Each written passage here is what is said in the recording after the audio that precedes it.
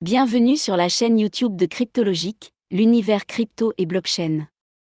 Voici un récapitulatif vidéo de l'actualité hebdomadaire de la crypto-monnaie et des blockchains. Il s'agit d'un condensé de l'actualité, je vous invite à suivre les liens dans le descriptif pour lire l'intégralité des articles. Mars 2022, semaine 9. Si cette vidéo vous intéresse, n'hésitez pas à vous abonner et activer la cloche pour recevoir toute l'actualité des crypto-monnaies. N'hésitez pas à liker également. J'aimerais faire évoluer ces présentations pour les rendre plus informatives et conviviales, alors surtout mettez des likes et abonnez-vous pour m'encourager à améliorer cette chaîne et son contenu. N'hésitez pas non plus à me faire part de vos suggestions dans les commentaires, merci. C'est parti pour l'actualité de la semaine 9, marquée par la guerre en Ukraine et la place importante des crypto-monnaies dans ce conflit. L'Ukraine lance un appel aux dons en crypto-monnaies. L'invasion russe a poussé les Ukrainiens vers les crypto-monnaies avant de gripper l'industrie, même si des levées de fonds aux résultats incertains sont encore organisées. L'Ukraine s'en remet aussi au Bitcoin pour tenir dans la guerre. L'Ukraine ne compte pas uniquement sur les dons basés sur des devises classiques. Le pays appelle aussi à lui donner de la crypto-monnaie, comme le Bitcoin. Cryptoactifs, le secteur est en plein essor mais son développement reste entravé.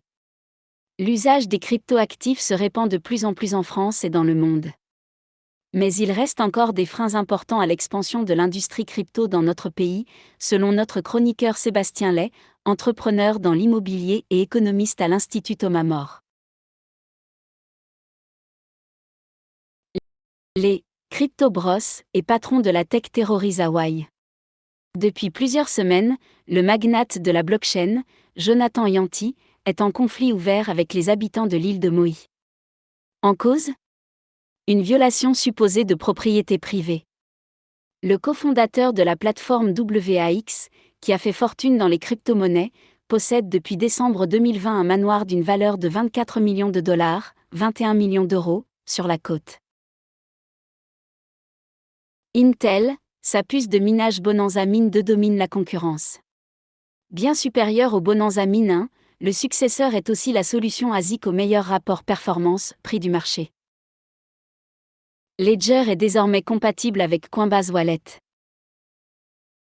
Suite à l'explosion du volume des transactions en crypto-monnaie, mais aussi des cyberattaques, la question de la sécurité des actifs devient de plus en plus pressante pour tout investisseur. Ukraine, le rouble s'effondre, l'euro plombé, le bitcoin en profite. Alors que le rouble perdait lundi 28 février plus de 20%, le dollar a retrouvé son rôle de valeur refuge. The Sandbox, retour sur un métavers en vogue qui ouvre les portes du Web 3.0. Deux Français sont à l'origine de ce métavers décentralisé. The Walking Dead, Adidas, Snoop Dogg, Gucci et même Carrefour. Célébrités et marques internationales s'arrachent une part du métavers signé The Sandbox, une success story lancée dès 2011 par deux Français, Sébastien Borget et Arthur Madrid. Les deux acolytes ont lancé 3 startups, dont le studio de jeux vidéo sur mobile à l'origine de la licence The Sandbox, qui a été acquis en 2018 par Animoca Brands à Hong Kong. La Russie peut-elle utiliser des crypto-monnaies comme le Bitcoin pour contourner les sanctions ? Alors que l'invasion russe de l'Ukraine se poursuit et que les sanctions économiques de l'Occident contre le régime de Vladimir Poutine s'accumulent, de nombreux observateurs s'inquiètent de la possible utilisation de crypto-monnaies pour les contourner. Dons, DAO, levée de fonds, comment et pourquoi un tel afflux de crypto pour soutenir l'Ukraine ? Le gouvernement ukrainien fait officiellement appel aux donations en crypto-monnaie pour soutenir la résistance face à l'agression russe. Plus de 15 millions d'euros ont ainsi déjà été récoltés en bitcoins et Ether, et les dons continuent d'affluer. La guerre en Ukraine divise le monde des crypto-monnaies. Les principales plateformes d'échange ont refusé de bloquer l'accès aux citoyens russes, ce que demandait le gouvernement ukrainien. Investisseurs dans le Bitcoin et autres crypto-monnaies, vous avez été victime d'une arnaque ? Ou craignez-vous d'être arnaqué ? Le succès des crypto-monnaies va avec son lot d'escrocs. À quoi faut-il s'attendre et se préparer quand on investit dans les cryptos ? Guerre En Ukraine, c'est la première fois dans l'histoire du Bitcoin qu'il est utilisé dans le cadre d'un conflit, indique un spécialiste des crypto-monnaies. Grégory Raymond, journaliste du magazine Capital et spécialiste des crypto-monnaies, explique que si théoriquement Moscou peut utiliser le Bitcoin pour contourner le système SWIFT dont il était débranché, jamais rien n'a été réellement fait par Vladimir Poutine jusqu'alors pour utiliser cette crypto-monnaie. Russie, des sanctions aussi sur les crypto-monnaies. L'Union européenne va prendre des mesures sur les crypto-monnaies afin d'éviter que celles-ci ne permettent à la Russie de contourner les sanctions prises à son encontre pour son offensive militaire contre l'Ukraine, a déclaré mercredi Bruno Le Maire. Barman 5G et MetaV, au Salon mondial du mobile, des gadgets en vedette. Le Salon mondial du mobile, NWC, grand-messe du secteur qui s'achève jeudi à Barcelone, a été l'occasion pour les fabricants et les opérateurs télécoms de dévoiler une série de gadgets et innovations, touchant aux batteries, au métavers ou à la 5G. Sélection.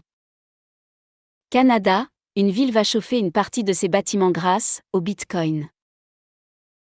La société Mindgreen a mis au point un procédé permettant de récupérer 96% de la chaleur produite par le minage de Bitcoins. NFT et MetaV, la maison d'enchères Sotheby's se met au numérique. Une maison d'enchères fondée en 1744 qui se lance dans les NFT et le MetaV?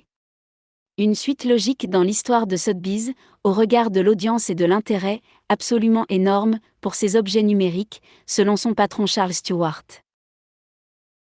Impôt, une start-up entend faciliter la déclaration des cryptos. La start-up Waltio annonce le lancement d'une nouvelle version enrichie de ses services d'assistant fiscaliste en ligne dédiés aux crypto-monnaies. De quoi aider à faciliter la gestion comptable et fiscale des quelques 5 millions de Français détenant aujourd'hui des actifs numériques. Ce qui reste aujourd'hui une gageure. Crypto-monnaie, le G7 examine des mesures pour éviter que la Russie ne contourne les sanctions. Les pays du G7 cherchent les moyens d'empêcher les personnes ou entreprises visées par les sanctions occidentales prises contre la Russie d'utiliser des crypto-monnaies pour contourner les dispositifs mis en place, a indiqué mercredi le ministre allemand des Finances, Christian Lindner. Les crypto-monnaies à l'épreuve de la guerre. Bien sûr, les crypto-monnaies n'ont pas brillé, alors que les premiers bruits de bots ou les premières manœuvres se faisaient entendre à partir de janvier. Au contraire de l'or. Mais, dès le déclenchement de l'offensive militaire russe contre l'Ukraine, ces monnaies électroniques ont fait oublier ce « retard à l'allumage ». Pixelmon, l'épopée hilarante d'une collection de NFT à l'esthétique discutable. Tout semblait bien se passer pour Cyber et sa solide levée de fonds pour des milliers de NFT à acquérir afin de financer son futur RPG Pixelmon. Les crypto-monnaies peuvent-elles véritablement permettre au gouvernement russe de contourner les sanctions? Depuis le début du conflit entre l'Ukraine et la Russie, nombre de citoyens ont eu recours aux crypto-monnaies pour éviter les sanctions et conserver leurs économies. Pourtant, derrière ce mouvement, nombreux sont ceux qui pensent que la Russie pourrait éviter les sanctions économiques en optant pour les crypto-monnaies. En réalité, cela pourrait être bien plus compliqué pour la Russie. Bitcoin, Ledger, la licorne française de la crypto-monnaie. Créée par Éric Larchevêque, la start-up Berrichon a vendu plus de 3 millions de portefeuilles électroniques pour possesseurs de crypto-monnaies. Comment la fiscalité des bitcoins et des crypto-monnaies va-t-elle évoluer? Gains réalisés par les particuliers à titre occasionnel ou professionnel, la cession d'actifs numériques voit ses conditions d'imposition changer, explique Mathias Labbé, avocat associé chez CMS Francis Lefebvre. Merci d'avoir regardé, abonnez-vous et activez la cloche pour recevoir les prochaines vidéos sur la crypto-monnaie et les blockchains. À bientôt.